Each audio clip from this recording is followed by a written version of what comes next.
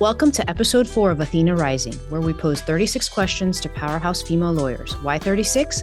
That's the number of states that were required to ratify the 19th Amendment and give women the right to vote and take power into our own hands. Our guest today is a South Florida-based lawyer, an entrepreneur, an author, and a mother of 2 young kids, Yolanda Strader.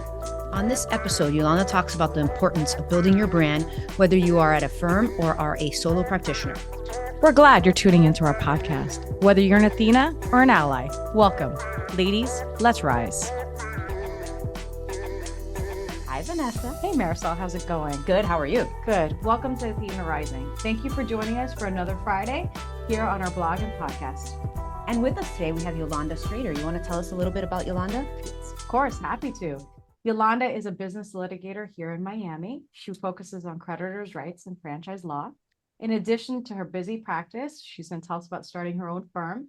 Yolanda is a mother, she's a wife, and she has a lot on her plate. Well, without further ado, welcome Yolanda to the program. Thank you for joining us. Thank you so much for having me.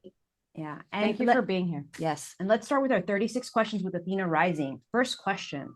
You're a business litigator. That's a pretty fancy title. What does it really mean? You know, it means to me that I help businesses and people figure out how to resolve problems that are related to a whole diverse set of factors. It's a really flexible job position. How many depositions have you handled, taken or defended? Oh gosh, I don't have that number committed to memory, but let's go with probably, it's got to be over maybe between 100 and 200. I'll go with that. Wow, that's a lot. How do you handle obnoxious opposing counsel during a deposition? I'm big fan of Michelle Obama. So I take the higher road. I just become super professional, super polite, and sort of kill them with kindness. Yeah. Can you share one of the stories with us of when you've had, an incident in a deposition where you're like, okay, this is getting bad quickly? So not necessarily in a deposition. I will tell you, I was litigating with someone, and through settlement discussions, I told this story before when I was president of the Wilkie D. Ferguson Bar.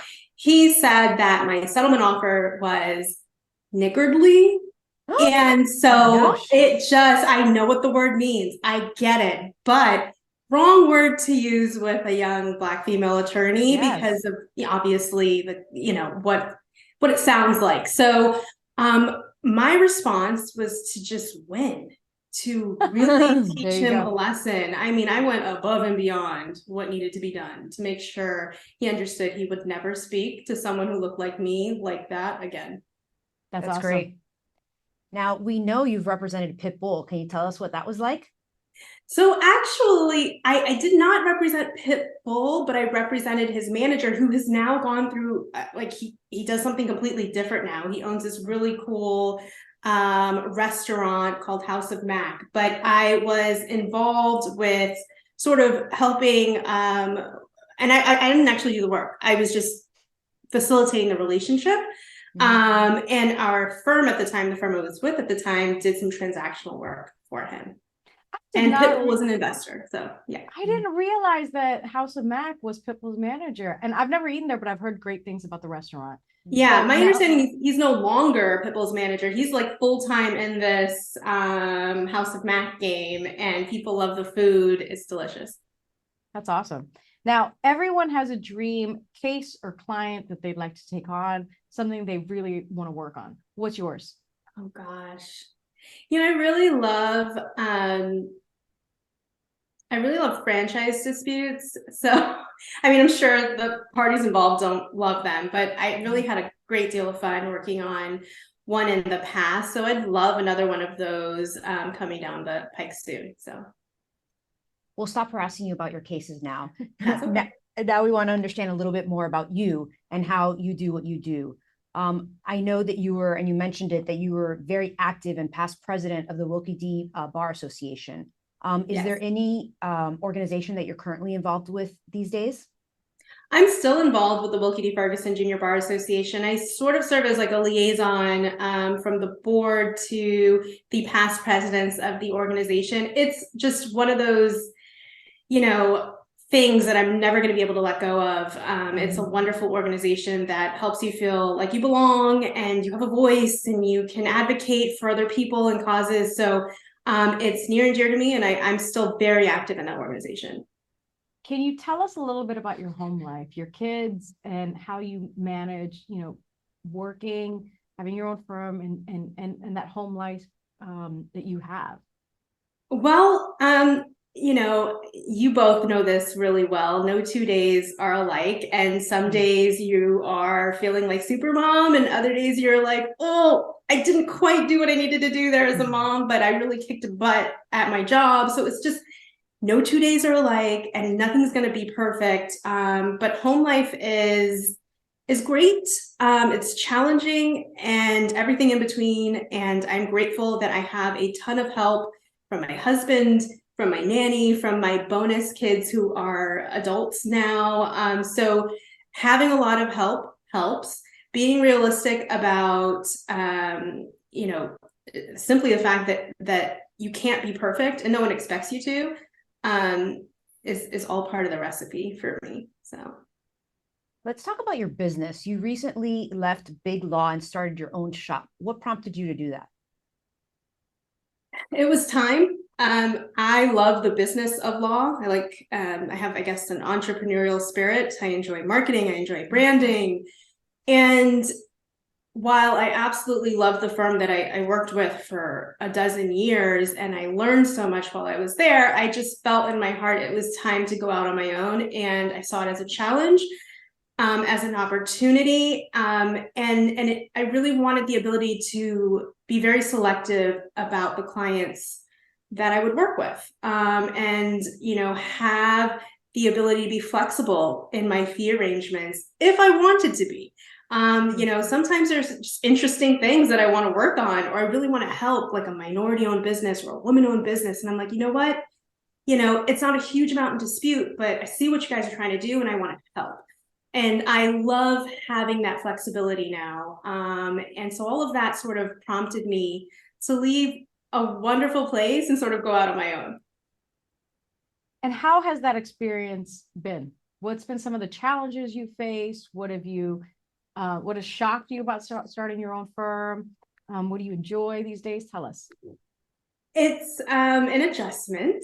I would say the biggest adjustment is realizing that the buck starts and stops with you. I mean, everything from marketing to client intake, business development, changing the ink in the printer, it all falls on you, especially when you first start out. You want to keep your overhead low. And so thankfully I have more help now, but at the end of the day, that was a big transition, going from a large law firm where you have an IT department, office services, your secretary, your paralegal, and all the support, to realizing, no, it's actually just you.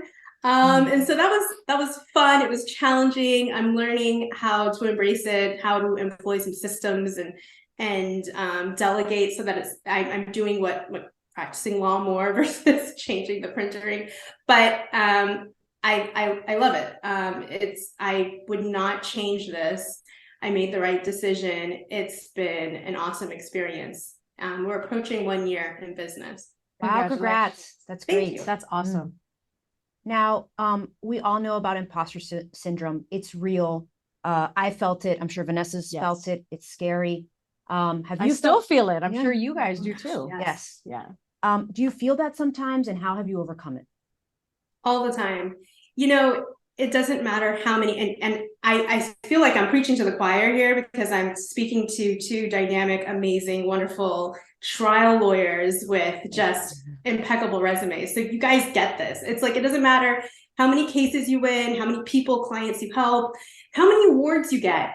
There's this constant like nagging, like if you win something, you're like, should I have won that? Yes. Did they make that decision? Do they realize sometimes, like, I'm not sure?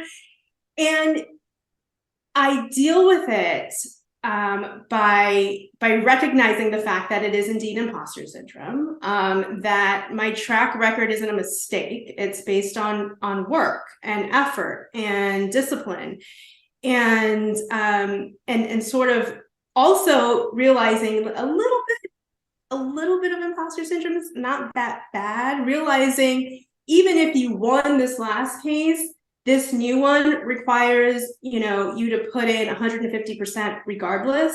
Yeah. And you're not above, going through your fact discovery and figuring out the pieces you need to make sure with each new matter that you are putting in your best effort. And I think having a little healthy dose of imposter syndrome sort of fuels that, so you don't just assume because, everyone else thinks you're great that you are. What's the biggest learning experience that you've had professionally to date? This is maybe like a cop-out answer, but I guess because I spent 12 years at the same law firm, that was my largest learning experience. I made the decision to leave big law, but it was difficult in the sense that I grew up there. I learned so much from so many talented, amazing lawyers. And I would say to any associate, junior partner, whatever, summer associate, soak up that knowledge, learn as much as you can, because it helps you become this really effective litigator or transactional lawyer, whatever you are. Right. And so that was that experience was priceless. I wouldn't trade that for anything. And the relationships there, priceless. So I think that was my biggest learning experience. What's one thing that surprised you about starting your own firm? I think the biggest thing that surprised me was managing the business side. I love the business side, but recognizing that I need to protect myself. It's different when you're working in a large law firm. You yeah, sure, okay, get the retainer in, whatever, I'll start working on this. You get your paycheck no matter what. You learn really quickly in your first year of business. That is true. But you can't do that. You need to protect yourself. You are providing incredibly valuable services to people, and that needs to be compensated. So I have learned quickly to put systems in place to make sure that that is indeed happening. That's something I didn't even think of. That's a good point that you're making. Yeah. Now, you're the child of immigrants, and Yes. Marisol and I, obviously, Marisol is the child of immigrants. I am an immigrant, and so this is near and dear to us. Has being the child of immigrants impacted how you practice as a lawyer? I think it just provides another perspective. I grew up, my mother was born in Jamaica, came here in the early 80s with nothing, and really just created a wonderful life for herself and her family. And so when I, am meeting with a new client or learning about a new case, it just brings an additional perspective to the table about what people may be going through, what people are trying to accomplish for their families, for themselves.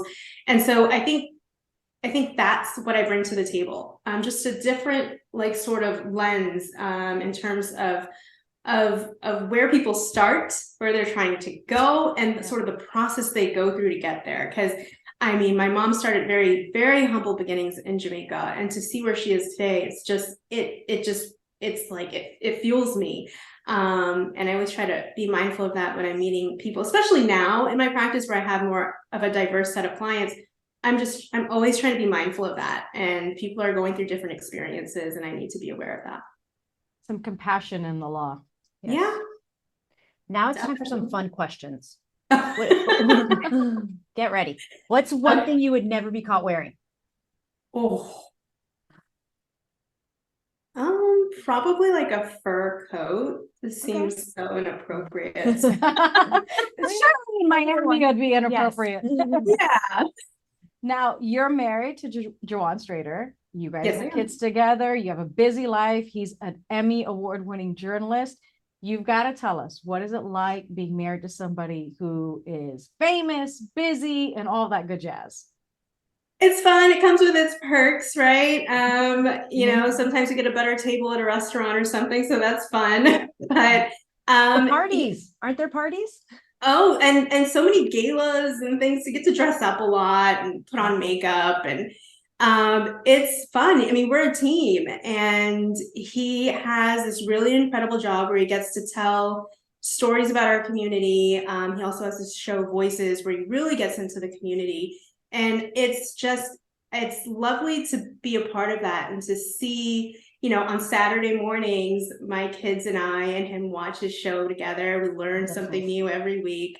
Oh, that's really It's nice. great. It's a lot of fun. And it's just, you know, it's good. It works because, you know, he's obviously in a very demanding career, and Yeah. I am too. And so we understand each other in that regard, and we sort of push each other. So it's a good vibe. It's a good thing. I'll keep him. What's one vice you wish you could give up? One vice, Yes. coffee. Yeah. That's tough though. Like coffee's life. I have to have my coffee in the morning, but it's like now I'm at 3 cups a day sometimes, which seems like it's probably not that good. So coffee. I think that's probably average in Miami, though. I think so. Okay, yeah. Well, then I don't feel that bad, but Okay, what's the best compliment that you have ever received? well, this isn't really well. What just stood out to me was yesterday at the gym. One of my workout buddies was like, "Girl, you are looking so much more toned now." I was like, I literally in response said, "You just made my entire week. Thank you so much." I mean, you know, I guess it's kidding, but no, really, that meant a lot to me. When you're working out and trying to juggle everything else, that Yes. was like, thank you. Yeah, you're not kidding. Yes. Yes. The fact that you made it to the gym, let Yes. alone got a compliment Yes. in the gym. You know, you're doing something right. Yes. When are you most inspired? When am I most inspired? You know, my husband inspires me a good amount. So I've had the pleasure of going with him to Emmys and seeing him win Emmys. And he really does inspire me to work a little bit harder, try a little bit harder, because that's some pretty cool stuff there when you know, you get celebrated in that way. So Yep. The mountains or the beach? beach. I had a feeling you would say that with the Jamaican background. You live in I Miami, know, but like you know, beach you all never day. know. You never know. What's one thing people don't know about you? Well, it's not, I guess, all that common. So I sat for the CPA exam, passed it, but never like got the license because of a little change in Florida law. And I was in law school and I was like, well, I'm going to be a lawyer anyways. But I've always like, you know, if I could go back and change one thing, I would have figured out a way just to get that license. Because after taking, I think it was like 4 different exams, you know, for Wow. your CPA. Yeah, the CPA. I'm like, why did I do that and then not get the license? But, you know, it is what it is. Yeah, the percentage rate, I think, of passage for the CPA is much lower than the bar. So, Yeah. but now everybody knows you did it. I did it. Yes. Exactly. So, where in the house do you go to hide from the kids? Because we all have a place. So, where's yours? Where I am right now, I'm in my home office. I will lock that door. I mean, this is like, this sounds really weird. Well, maybe it doesn't sound that weird speaking with you guys. I love researching and writing. Yeah. And so if I can be in my office with a cup of coffee and I'm working on a motion for summary judgment, 4 or 5 hours to go by and I am in heaven. Like that's my jam. And I feel like I have a legitimate reason to close and lock the door because I'm working. But this is sort of my sanctuary. Yeah. On the plane, window or aisle seat? Aisle. Because if you have to go to the bathroom, you don't want to have to ask. I agree. Me too. Me too. I agree. Diamonds or pearls? Oh gosh. I am a member of Alpha Kappa Alpha Sorority Incorporated, so I'm going to go with pearls. Okay, there you go. Can you define yourself in 3 words? Smart, fun, dynamic. I love it. I like it. That's great. What is the best career advice you have ever received? something super simple that I wasn't necessarily doing all the time, but it doesn't matter, like whatever you're walking into, whether it's like a 10-minute conversation with opposing counsel or a whole presentation in front of a board or whatever, outline everything. You don't need to have it with you, but think of all the questions, outline everything. And I have found that to be super helpful. Even if it's just for a 10-minute introductory call with a potential client, it makes things so much better. So I thought that, I mean, it's simple. Yes. I've received a lot of great career advice, but that one always stands out to me. What's the best mom advice you've ever received? That you're gonna have good and bad days, and you shouldn't judge yourself. You know, it's okay. Some days you might yell a little bit. Some days you may be like perfect, but it's okay. Girl, we all yell. Yep. We all yell. Yeah. We don't talk amongst each other enough about how much we yell to make Yes. ourselves feel like we're normal and human. But honey, we all yell. Yes. It's fine. We are with Thank you. you. Thank you. I don't want to be alone in that. No, you you're are not. You are You're not. You are not. They're all have to go to therapy, and they'll go to Yes. therapy together. Okay. They'll be fine. If you could switch lives with one person, who would you pick? For like a It day? doesn't- Yeah, it doesn't have to be forever. If you could just switch lives for a day with a person, who would it be? I'm gonna go with Jennifer Lopez. I feel like Oh, she has like a really fun life. Yes. Yes, you know I Yeah, love just her. for a so day. Vanessa loves her. I do. I do. Oh, good. What's one talent you wish you had? I wish I could play the piano. Nice. Yeah. Yeah. Now, what I mean, would I could you still tell- learn that, I guess. Yeah. Yeah. Yeah, you absolutely could. What would you tell the 20-year-old Yolanda? That it's going to be all good, that putting in the time at school, skipping the parties, whatever, it all pays off and it's worth it. And you're not missing out on that much. You'll have fun in law school. It's okay.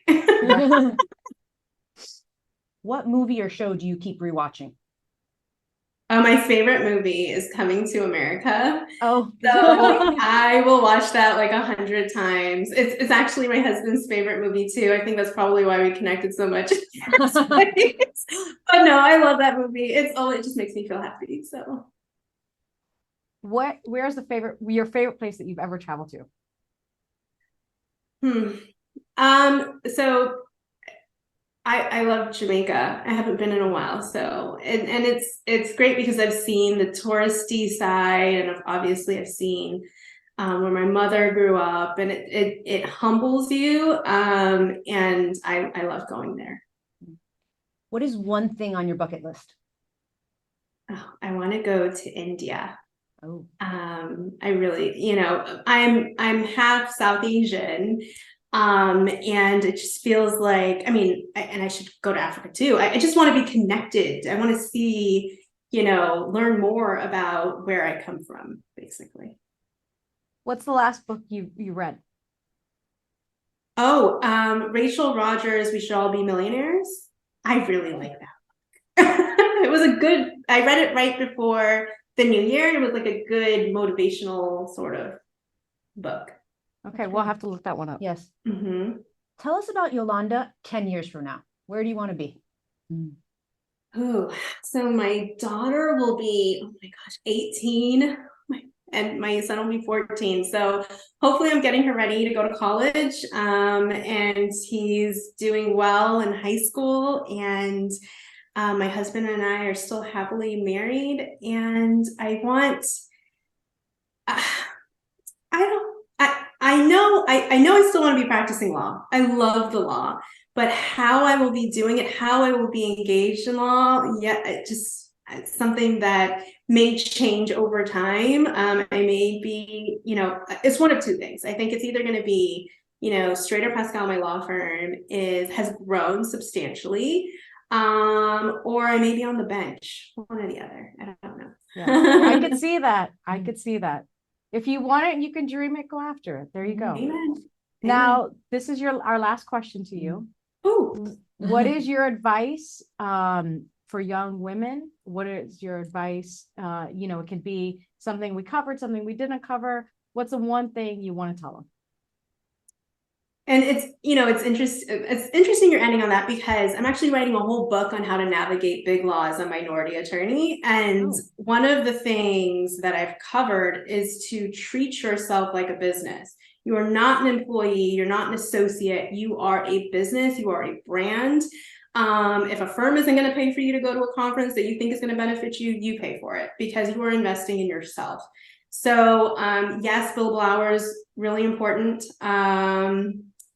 But if you need to take your time to do things to build your brand, to build your business, to ensure your future success, make sure you're doing that as well.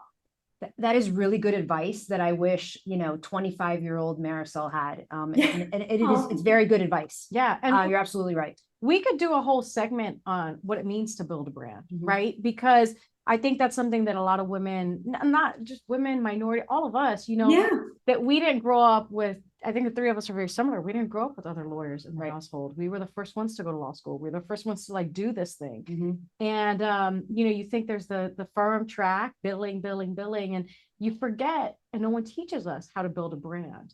And what that means. So maybe we will tap you next time for a special segment of Athena Rising on how to do just that, because you're very good at it. You get it, and it's not easy. It's not easy. No, it's not. Thank you. Thank you so much. And thank you for including me in this wonderful podcast. I'm really proud of you guys for doing this, and I'm grateful that you're taking the time to do it. Thank you, Yolanda. We enjoyed talking to you and having you on. It was great. Thank you so much. Take care. Enjoy your wonderful day. Yes. Thanks. Bye. Bye.